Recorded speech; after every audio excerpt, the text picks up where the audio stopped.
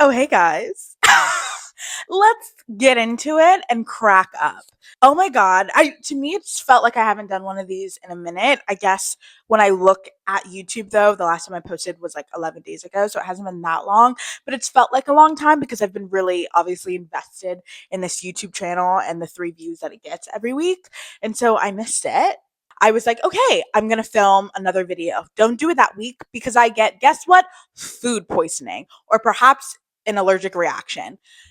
Essentially, the week, it was actually the craziest week of my life because we had our like final work showcase for the organization I work for, right? Shit hits the fan there because I felt like so kind of ignored and disregarded throughout that entire process.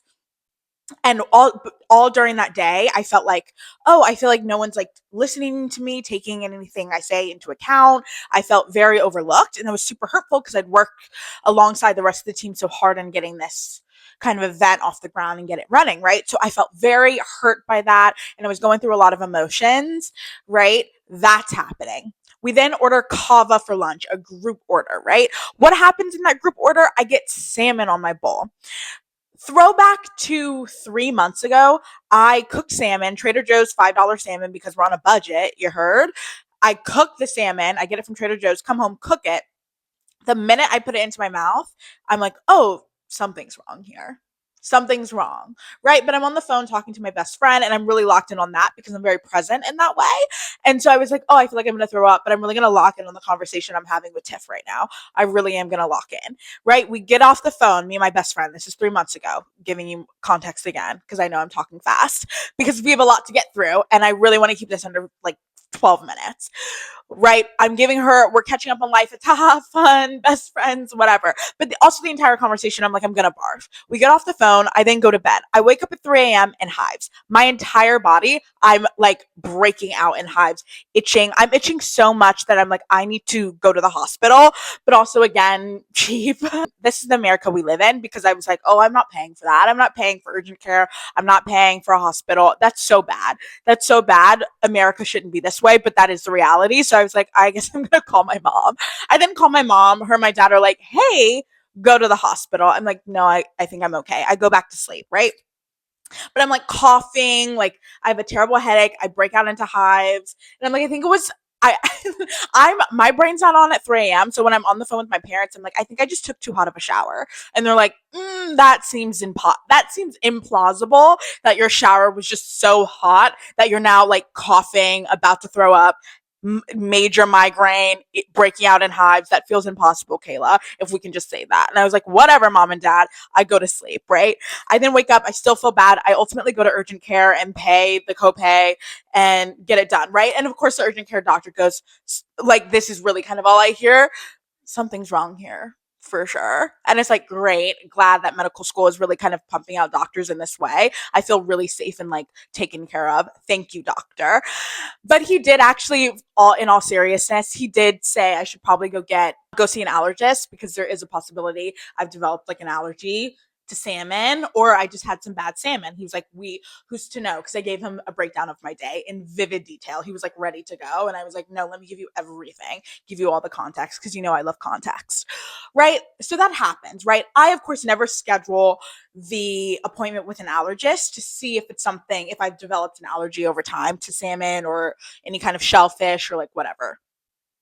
I move on with my life, quite frankly, but I do decide to limit and cut out salmon. So between that incident and May 16th, when this event happened, I did not have any salmon, right? But on the day of the event, I knew it was going to be a long day. And I was like, we kind of have to up the protein. And then also, work is paying for this group order. So I'm going to go a little brazy and add salmon to my salad that I'm getting, to my salad and rice bowl, right? So I eat it. The moment I eat it, I'm already feeling a lot of emotions because I feel underappreciated. I feel neglected. I was so mad about this event at the end of it, the way that I was treated by my team, that I literally came home, turned on this camera and filmed a 30-minute video of me crying about work.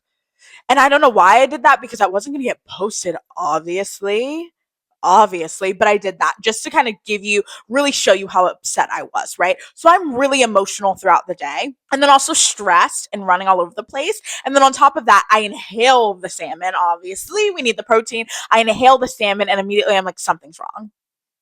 Something's wrong. But my brain, I'm so focused on the event, I'm not thinking about the fact that I ordered salmon. Right. So I was like, something's incredibly wrong with my body right now. I was like, I'm going to throw up all over this place today, right now. Everyone back up. Right. But I go through the day, I push because women, we push through. So I'm pushing through the day, but I'm like, I feel awful. Right. I get home, I throw up. But me again, not connecting the dots. I was like, I think it's because I'm really disappointed and upset by the way I was treated that I projectile vomited. I was like, maybe I'm just that upset. I don't know.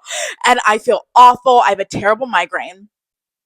I call my mom and I'm just like, feel awful. I go to sleep, right? By the way, was supposed to do a performance. I was supposed to like do a performance for a friend the next day, right? I have to be at rehearsal at 8 a.m. I get home around like 11, right? I wake up at like 5 a.m. Well, I wake up at 2 a.m. I throw up again. I wake up at 5 a.m. and I'm like, I feel like bubble guts. Like I was like, everything is passing through me. Nothing is sitting in my body. And that's scary. Right. And at this point, I had eaten the salmon at like noon earlier that day, and it's 5 a.m. and I hadn't had a meal since 5 a.m. the next day. Like that's how much I like couldn't hold anything down and also didn't want anything, right? I wake up, I go to my rehearsal, and I when I tell you I'm walking so slowly down the street, I can't do anything. This is getting too long, but essentially sick the entire day. I'm performing and in rehearsal from 8 a.m. through the end of the show at 5 p.m. I'm vomiting and pooping throughout the day. This is so TMI, but everything is coming out of my body. Nothing is sitting in my body, right? My boyfriend comes over that night, and when I tell you I'm crawling around the floor, like couldn't move, I couldn't stand, right? And I'm only at this point only eating bananas and saltine crackers. I then the next day we have a gala for work because of course, right? But the next day I slept until 4 p.m. Like I went to bed at 9 p.m., woke up at 4 p.m. So I was like, oh, I felt great. I hadn't had a meal yet, but I was like, I feel great, I think. I then go to this gala. Worst idea ever. The entire gala, I'm going to the bathroom and either vomiting or doing something else, right? Like I am not feeling good at all. And I'm trying to make myself eat this fancy food. And it's like, really, really, I need a good saltine, like kind of really badly, right? It's so awful. I then go home. I call out of work the next day after they just saw me at the gala, partying, partying, but like feeling terrible. I call out of work for the next 2 days. That's how bad I feel. Don't go to urgent care once. We already learned our lesson that urgent care wasn't going to help me, so I wasn't going to go again. My parents are pissed, which parents are so funny in this way. It's like, yes, I probably should have gone to the doctor, and yes, American healthcare should be better. Kind of all of the above. We all knew this, but parents love to like voice their concern, and I know genuinely it's concern for you, but they like to voice it in the way that like my mom and dad are like, you don't care. Like they're just yelling at me. And it's like, I am on the brink, guys. Guys, I'm on the brink. I get your concern and it's like you're states away. So it's really it's nervousness and anxiety that you're projecting onto me, but it's really because you care. I get that. I totally get that. But you're also giving it to me and I truly can't hold food down or really think at all. So I kind of need you to like get a grip. Do you know what I mean? So I'm hearing that. I'm calling out of work. I then have a wedding that weekend. My boyfriend's best friend was getting married. But by Thursday afternoon, I've downed so many electrolyte drinks. I've DoorDash so much. I might as well have gone to the emergency room and paid like $2,000 because I had just stored. I couldn't move, but I was better. And then Friday, I rest up some more because I was off Friday for work. It kind of worked out perfectly. And then Saturday we went to the wedding. Now on to the wedding. This might be getting kind of long, but that's okay. On to the wedding. The wedding was amazing. It was Memorial Day weekend. Yeah, my boyfriend was in the wedding, which was so cool. And it was his best friend. It was super sweet. I don't know. I don't have much to say other than it was a great time. It was right outside the city. So it wasn't far, but we got to like stay in a hotel and be kind of removed from everything, which was a nice break. The food was delicious. The wedding planner was a hoot, even the little, from all the stories I heard from my boyfriend and his friends, but also the one interaction I had with him. I was like, oh, this guy's hilarious. Very, but I have all the utmost respect for wedding planners because I'm sure it's madness. And they're eccentric folks, a lot of them, and particularly this one guy. And it was so beautiful. It was like rainy, but even though it was rainy, the atmosphere was beautiful, and it reminded me how much I love love, even when I talk about how much I hate love. Yeah. Anyways, a blast, right? So it was like I got out of the city, thank God, after the horrific salmon incident. I've now cut out salmon. I also want to circle back and really kind of confront the fact that I've cut out salmon since. We're done. And I'm gonna see an allergy specialist. I think in July is my appointment, end of June. So we're kind of locked in. I've learned my lesson. Um, but I got out of the city for that one weekend for the wedding, and it was awesome. And then literally the next weekend, I was at work for like 3 days again. I've just been absent because I was at work for like 3 days, and then I was going to Kansas City to see my best friend. I had not visited her since she had moved right after graduation for school, mainly because I was depressed and trying to get my footing, as we all are post grad, and then two because she came like once or twice up to New York City because it just, there's a lot of people we know here. It just makes sense. But I finally got a chance to go down there, and I had such a blast.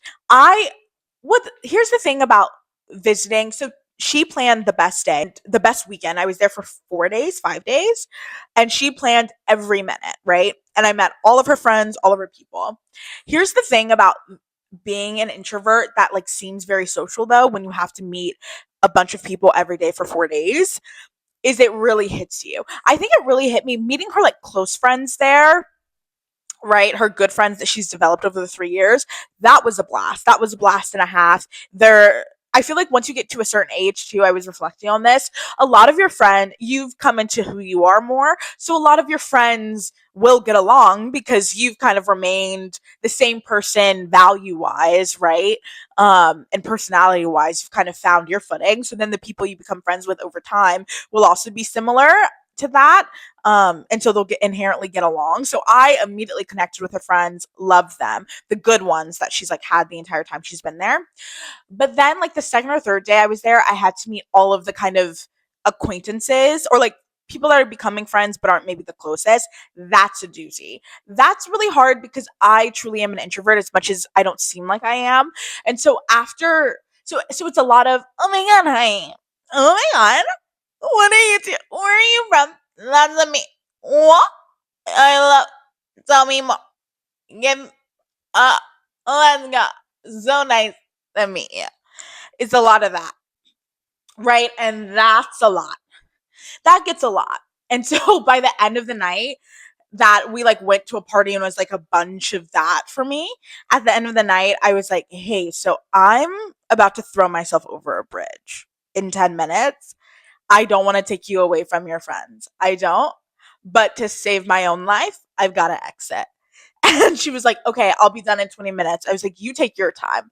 I'm going to be in another room. And I literally went to another section of the bar we were in and just scrolled my phone and disassociated. And I was like, I know I seem rude, but I don't think you get how we're at the point that it's imperative for me to continue living as a human being to exit this situation. Because I'm not joking, for 9 hours, I was doing that throughout the day because she's perfect and planned so much, but it was so much of that.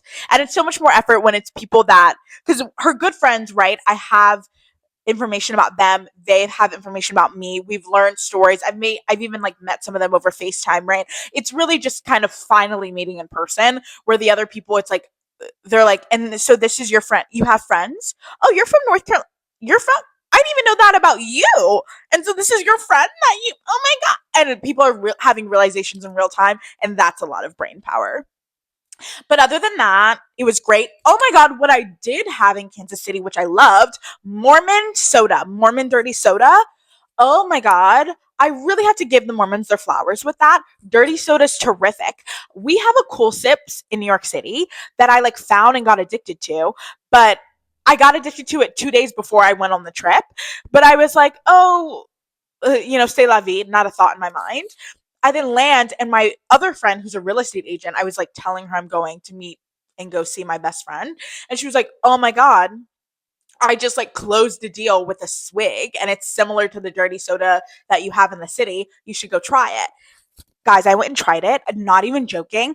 I had it. I was there for 5 days. Out of the 5 days, I think I had it like 5 times, 4 times. I had it almost every day I was there. It was delicious. Dirty soda is basically what it sounds like.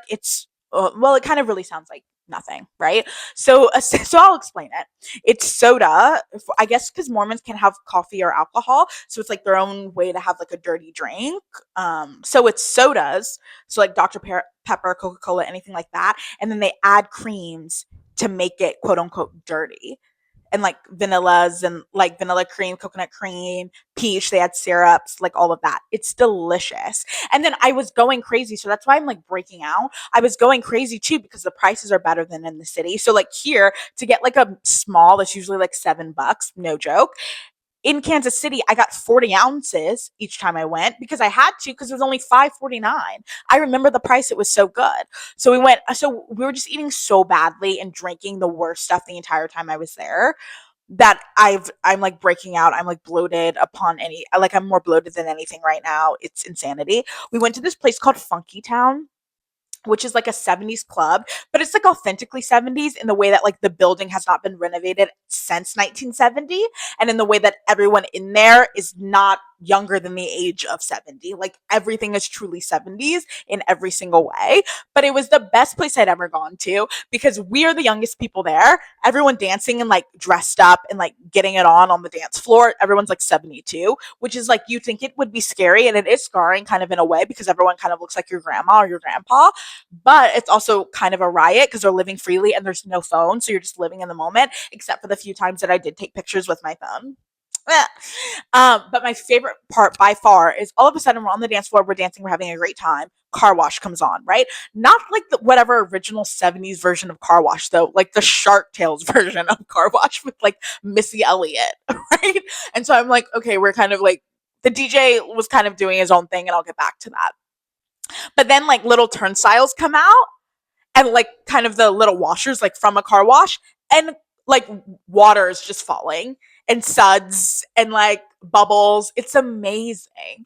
And the old people are going not like they're going crazy. I'm obsessed with them. And I'm like, this is what I want to be when I'm 70. Like they're so cool. The DJ though, I do want to get back to that, was kind of the most horrific DJ I've ever heard in my life.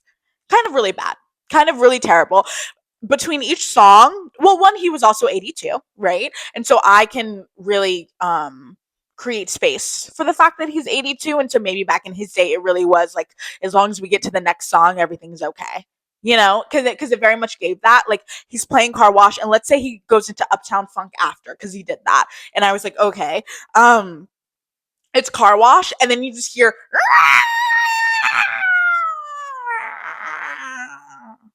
Uptown Funk starts.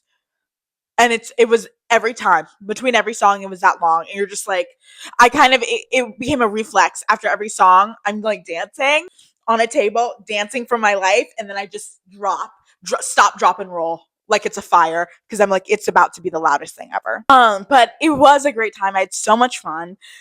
Um, and yeah, and then I came back Monday, and then Monday night, and then I'm back at work this week. But I'm like, what else has been going on in my life? Those are all the updates. But anyway, it's just been the most chaotic updates of my life for the last like 3 weeks. So I haven't been able to make a video because I've been traveling, but also I was sick, but also my world was falling apart. So I was also, all of these events were happening, and I was also reflecting on work stuff, and I was whatever. So it was a lot going on in my life. So I haven't filmed a video. Now I'm back. This video is probably going to be really long. I'm so sorry, but we have to get back into it. And yeah. All right. Thanks for watching always. It's a good time. I'll see you in the next one. Bye.